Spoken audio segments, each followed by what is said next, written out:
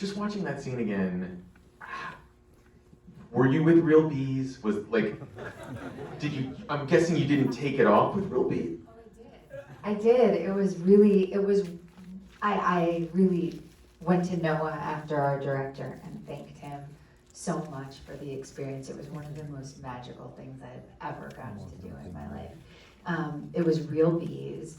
They had expert beekeepers who gave me kind of like a 10-minute lesson on how to handle the bees, which was amazing. And basically, bees aren't really interested in stinging you. They're interested in doing their work. And they were like, yeah, there's some hassler bees. Like they told me, like people 10 out of this entire hive will want to bug you, and they just like hit your head, and you just ignore them if they do that. And I did, and it was really magical. And it makes me so happy because it's really, to me, there's such like an incredible visual metaphor of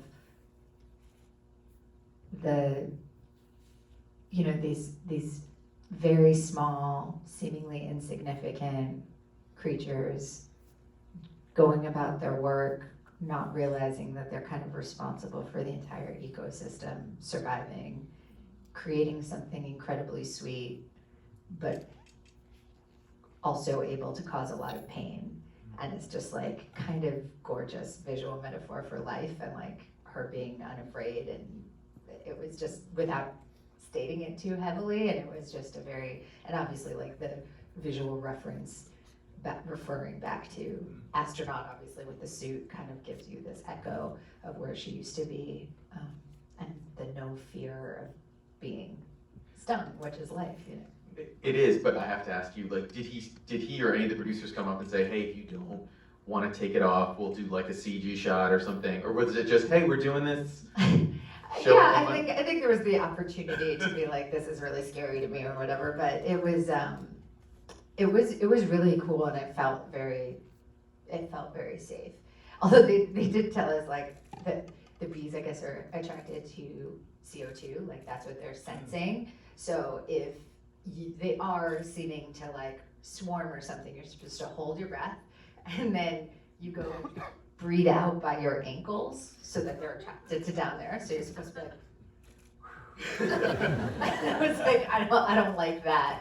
I don't like that image of me having to like, you know, I can't imagine myself being that cool in that situation. But the bees were just nice. They were not aggressive. Well, outside of the opportunity to do that amazing scene with the bees, what about the script made you want to sort of come onto this project in the first place? Well, I think it's so rare to get to see a woman have an existential crisis on screen, and also be someone that is multifaceted in their personality. You know, you're not always sure what you feel about her.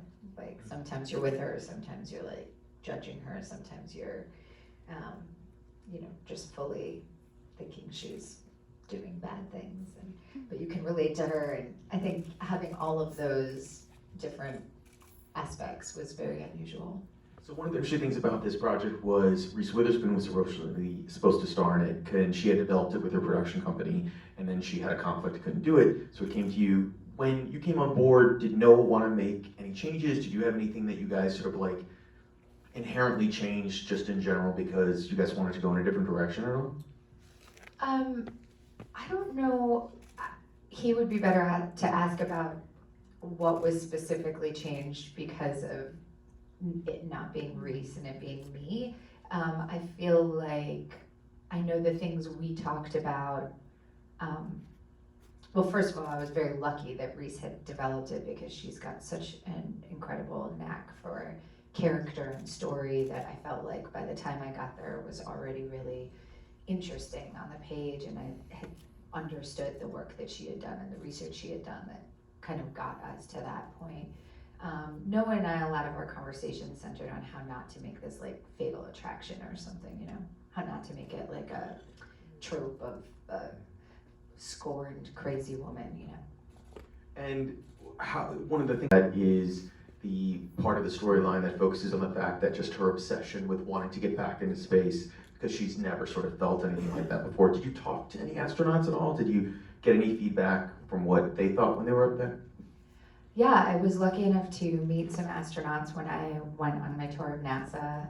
There were some astronauts who were there who were very helpful, and also just watching documentaries and YouTube. There's a lot of material of astronauts talking about their experiences, and it ranges from real kind of transcendent experiences of seeing the Earth as one for the first time, where they're like, I've understood how we're all one unit and how much like it felt like this humanity as one coherent piece, to other people saying that they could erase the entire Earth by putting their thumb up, and what that realization is when you see how large the galaxy is and how small we are.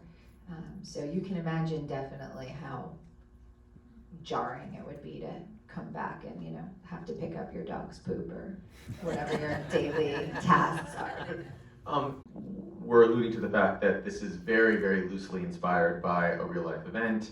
I'm curious, how much did you want to make your Lucy different than the real woman this was based on? How, in your own mind, while just every day going to set, was that stuff you were thinking about? Well, completely wanted to make her different than the story that inspired this, but that it's not based on, because Noah didn't use any of her like biographical information, obviously her name, her appearance, like we didn't try and use any of that. Really the kind of jumping off point was just seeing, wow, what is it about the experience in space that would make it really hard to readjust to life on Earth, and then taking that as sort of this jumping off point. Did you and Noah give Lucy a backstory yourself that wasn't in the script? Were there things that you guys talked about it? Yeah, it's alluded to, you see this kind of brother that is kind of like a mess up, and that she's kind of always responsible for cleaning up after him, and that she's kind of this figure in the family that like, the family's kind of, everyone's a mess, and she's the one who is making it, and she's the one who's succeeding, and she's the one who's defying the odds of her environment, and all the time. And so like she said, she's a winner. She is a winner. I have to ask you, you talked about the fact that there was no real special effects in the bee scene. The water scene with the water coming into the helmet, was that real? That was real. Although it was like rigged in a way that I could get out easily. We did it upside down actually, because the water had to come in this way. So it was like a helmet, and then my head was, I don't know, does this spoil the experience for you guys? Like, no? Okay. So it was like a helmet like this, and then I was upside down inside it, and then they filled it up with water slowly, and it was obviously a close-up, so only my head was in, and then it was rigged so that if I got uncomfortable, I could just get out of it. So, but like, yeah, so I just was trying to be very like calm, and it would just fill up, and then it would go over my eyes, and then it went over my nose, and then basically I had to wait as long as I could, and then just got out. But yeah, it was not pleasant. I need to read the like between the lines more carefully when I'm checking my scripts out. Did you actually get to go into the water though in the suit in some of the other scenes, or was that? No, that was dry for wet. Okay. That was VFX. And then you did, the sad thing is you did not get to go in the G-Force. Like the vomit comment. Yeah, the vomit, okay, exactly. No, I didn't, but I don't know, maybe one day. Maybe one day. Bigger budget. Make a Netflix movie. Netflix ace movie. One of the great things though about this film is it has an amazing cast beside yourself, including Dan Stevens and Jon Hamm, and I'm going to pronounce her name wrong. Burstyn. Ellen Burstyn. The greatest of all time. Can you talk about working with her? She's like a dream. I mean, first of all, she's just the greatest actress, and like from Alice, doesn't live here anymore, to The Exorcist, Requiem for a Dream. I mean, she's just like been one of my idols forever. And then she was just so on it. I mean, her first 3 days were night shoots, and she started work at like 2 a.m. And she was just like perfect with her lines and her cues, and like I was messing up, I was tired, and like just like, and I asked her, I was like, what do you do that, how are you so sharp?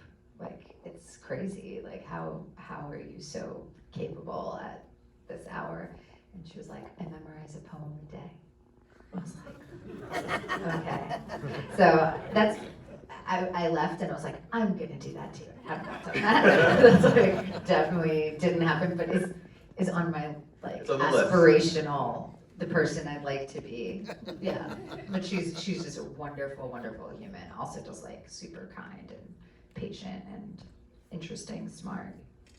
And So perfect, and I was like, who's gonna be able to do the Coen brothers like on a TV?